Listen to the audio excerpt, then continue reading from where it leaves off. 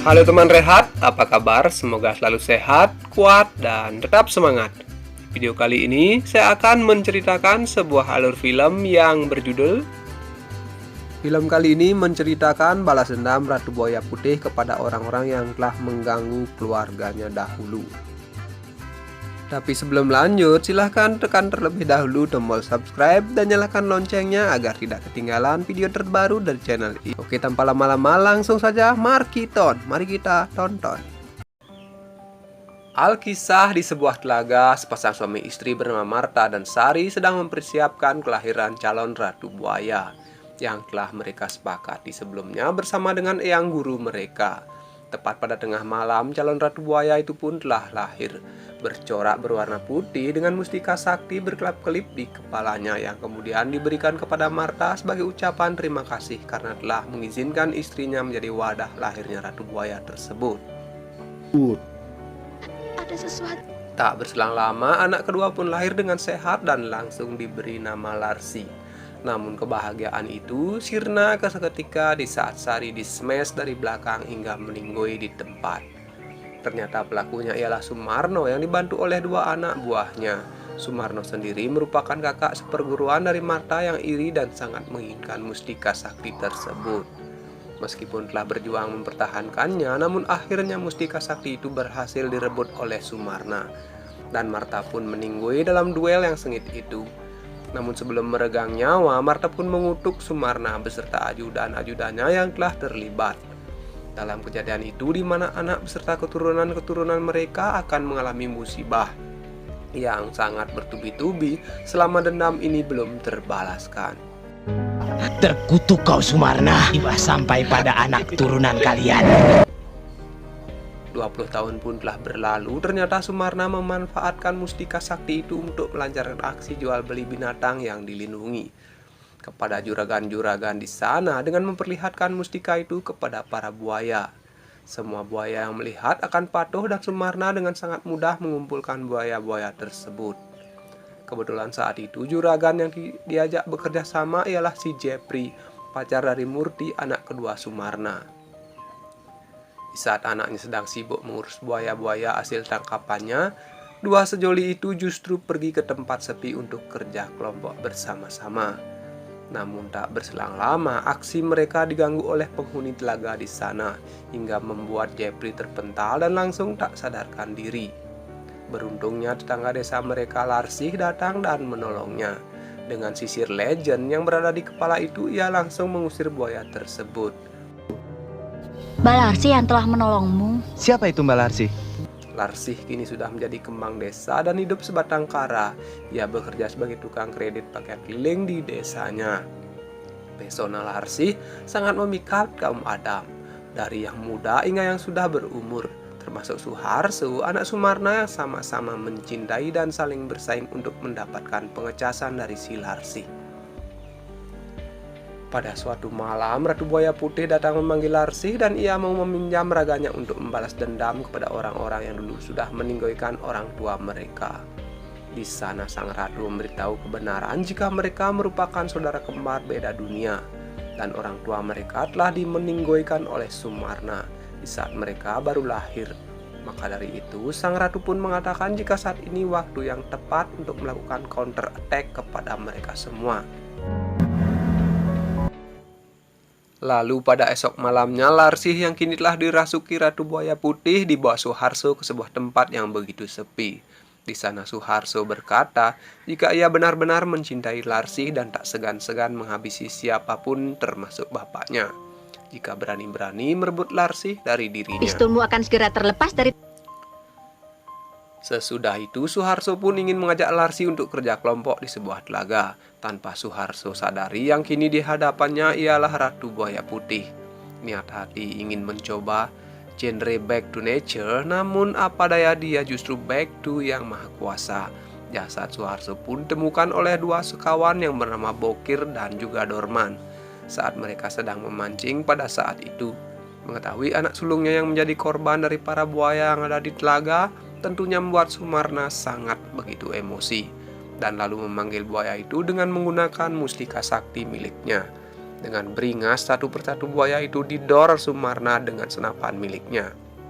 Sesudah itu, target sang ratu buaya putih berikutnya ialah ajudan Sumarna yang dulu ikut andil berduel dengan ayah mereka.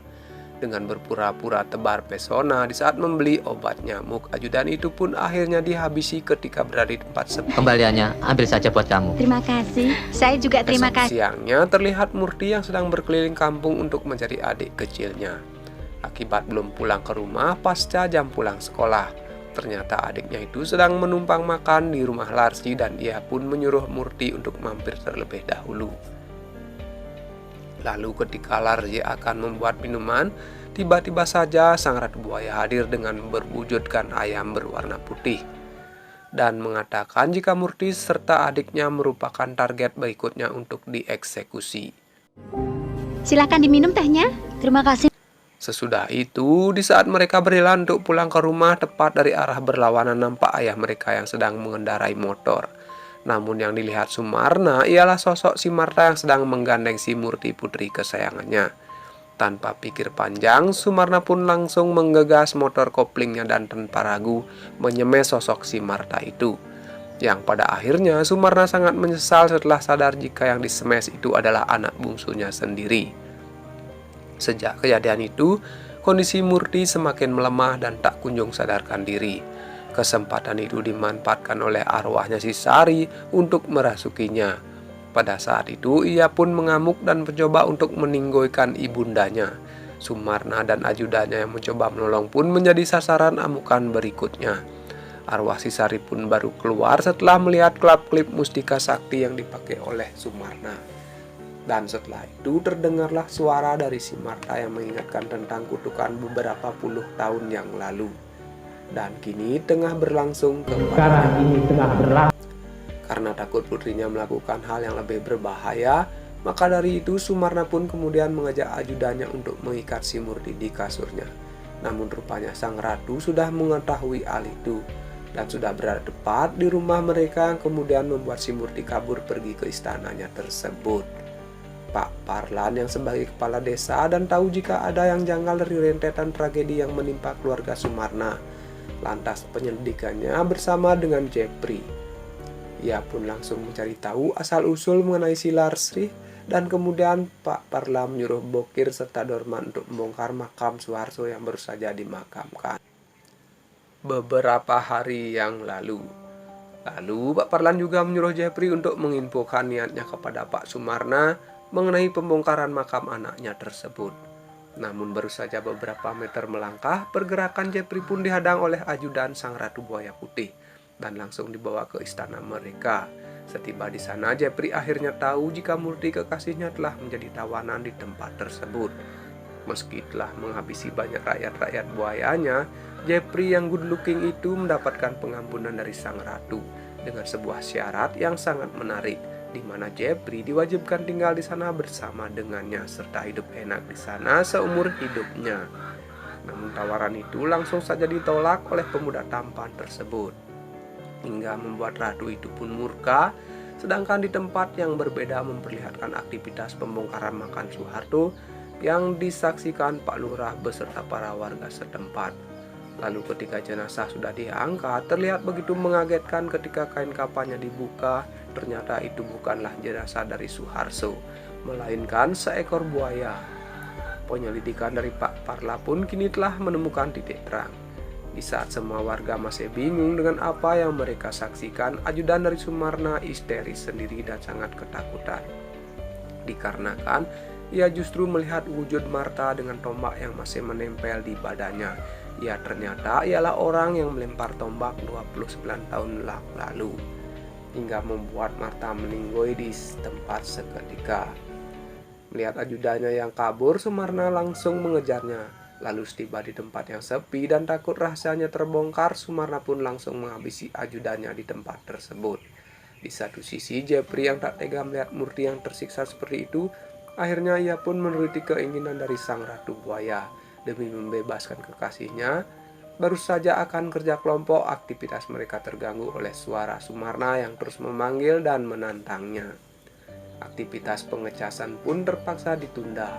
Lantas sang ratu pun langsung menemui Sumarna dan pada saat itulah dendam sang ratu pun terbayar dengan lunas.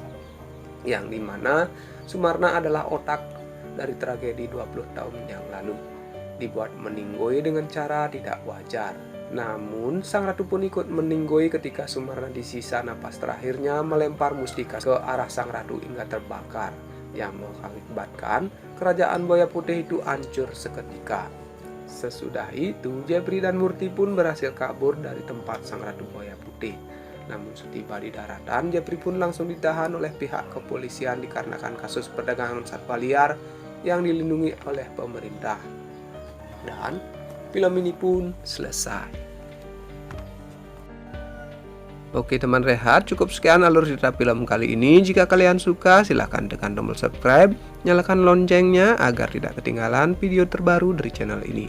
Jika ada salah kata, saya minta maaf dan saya undur diri. Sampai jumpa di video berikutnya. Terima kasih.